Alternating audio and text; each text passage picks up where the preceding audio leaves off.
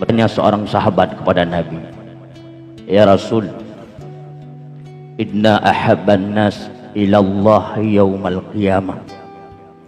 Sungguhnya siapa manusia yang paling Allah cintai pada hari kiamat? Dan sesungguhnya siapa manusia yang paling Allah benci pada hari kiamat?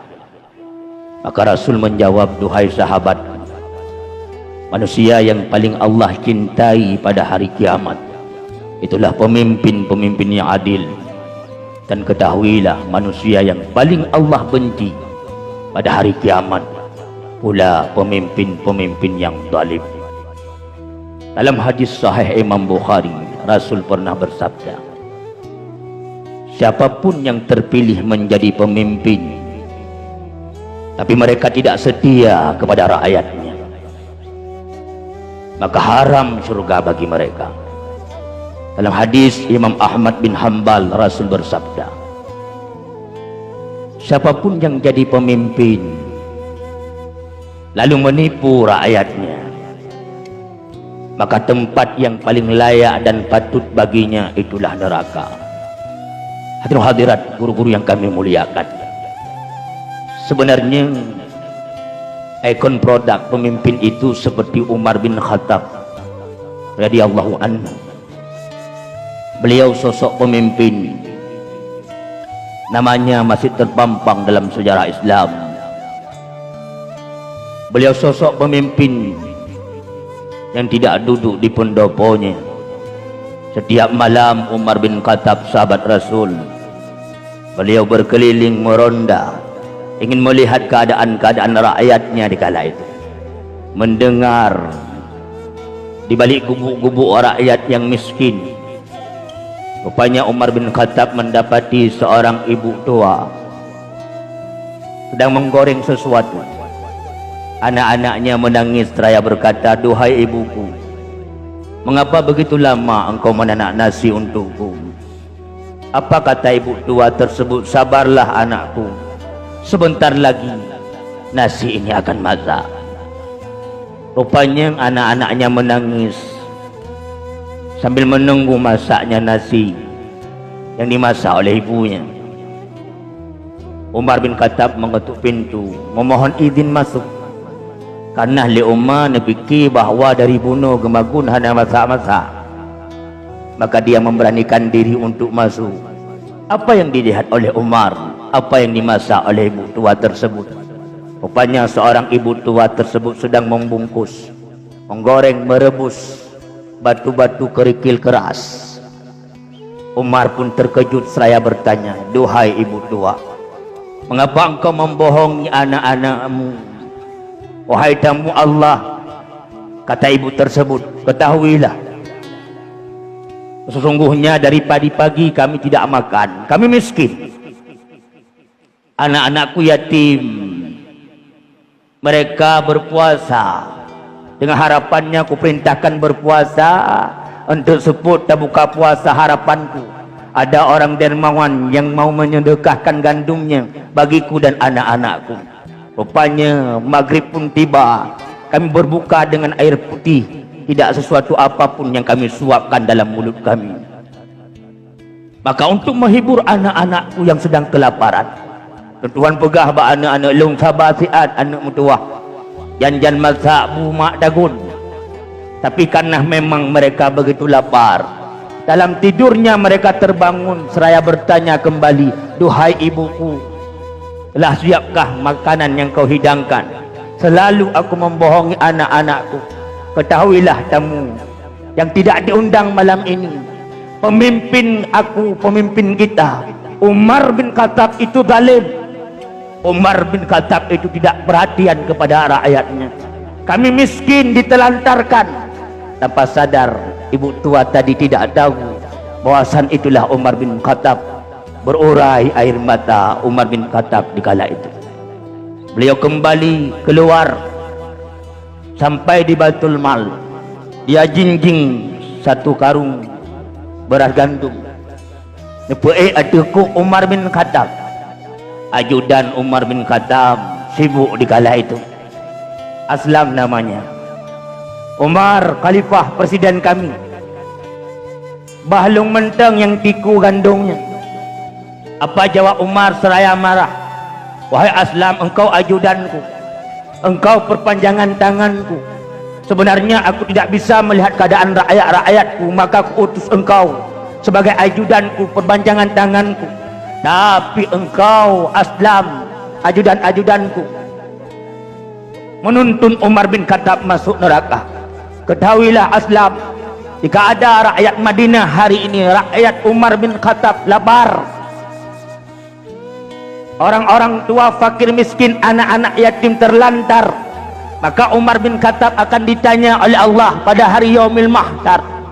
Ketahui Aslam, tabah uruk yang ruhung bat tutuk, tubah tingah bengah unta dijak, mucuruk gati untanya. Umar bin Khattab akan ditanya oleh Allah, apalagi rakyatnya ada yang lapar malam ini. Aslam, Aslam, semata-mata kesalahan engkau. Dengan rasa marah Umar menjinjing gandum. Ia masuk ke rumah janda tua tersebut. Dengan tangannya yang mulia Umar bin Khattab merebus, membantu menanak gandum, nasi dihidangkan kepada fakir anak-anak yatim tersebut. Si ibu tadi pun mengatakan, seandainya pemimpin aku sepertimu, sungguh rakyat-rakyatnya pasti sejahtera. Hadirin hadirat, rakyat itu butuh perhatian pemimpinnya.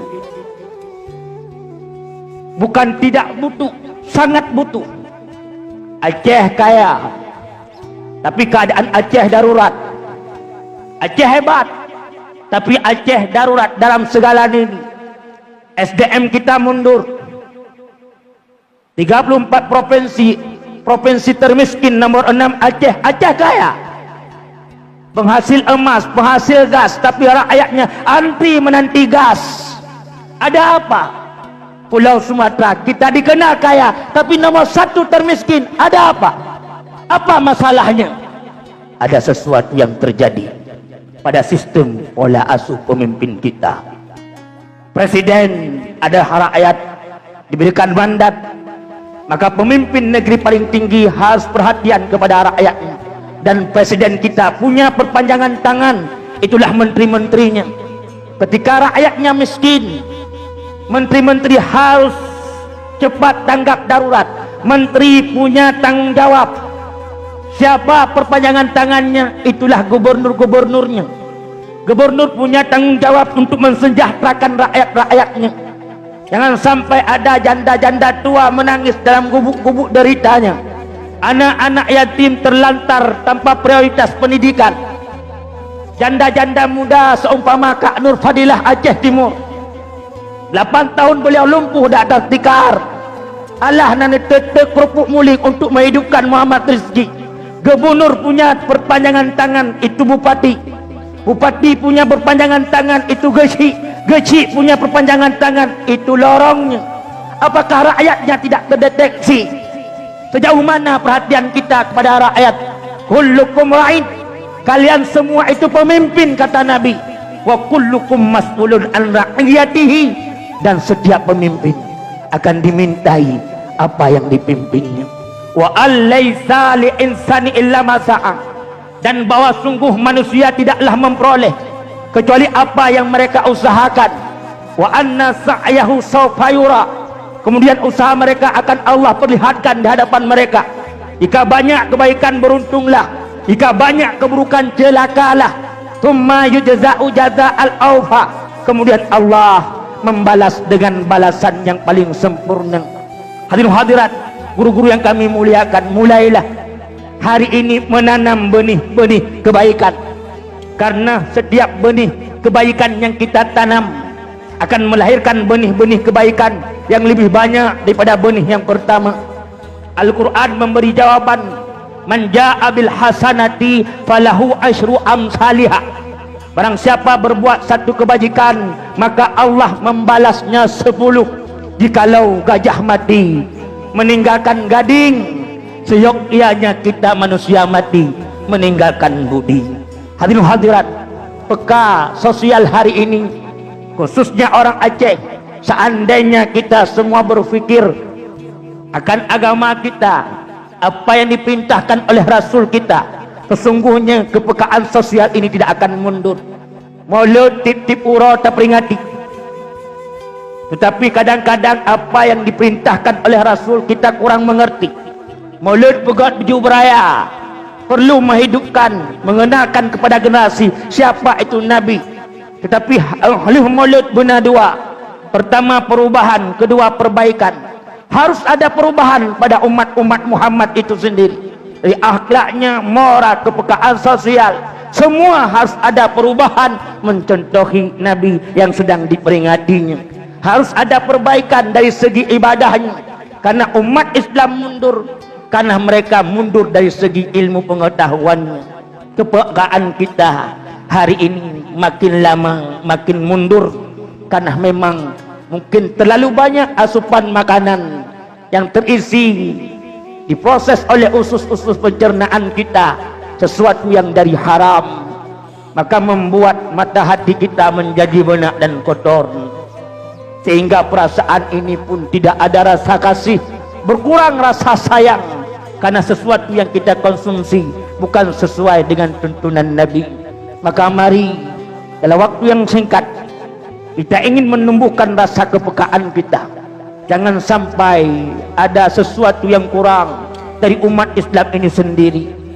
Aceh kaya, jangan sampai Aceh rakyatnya menjadi orang miskin di negerinya sendiri. Anak-anak kita, generasi-generasi kita harus mencontohi ikon produk kita. Itulah Nabi Muhammad sallallahu alaihi wasallam. Bukankah kata Rasul, khairun nas anfa'uhum linnas, sebaik-baik kamu yang paling banyak memberi manfaat untuk orang lain. Khairun nas man tala umruhu, sebaik-baik kamu kata Nabi yang panjang umurnya. Panjang umurnya, panjang pula kebaikannya. Syarrun nas man tala umruhu wa sa'a amaluhu, seburuk-buruk kamu kata Nabi, duhai umatku, panjang umurmu, panjang pula keburukanmu. Maka mari palih raja di bawah kerajaan, palih urug di bawah bangsa, palih utuh bawah senipat, palih tengku di bawah kitab. Adat mukoh rubum, hukum mukoh purih. Adat jit berangkau takung, hukum hanjit berangkau takih. Takut-takut malam jula, seput-seput mati sua. Lebih lam timakut di dalam uruk, hana setulung malaikat siksa. Kemang selanga duruh bak tangki, kemang padi wate senja. Hudip lam dunia baik melalole, ingat kemati kita rasa.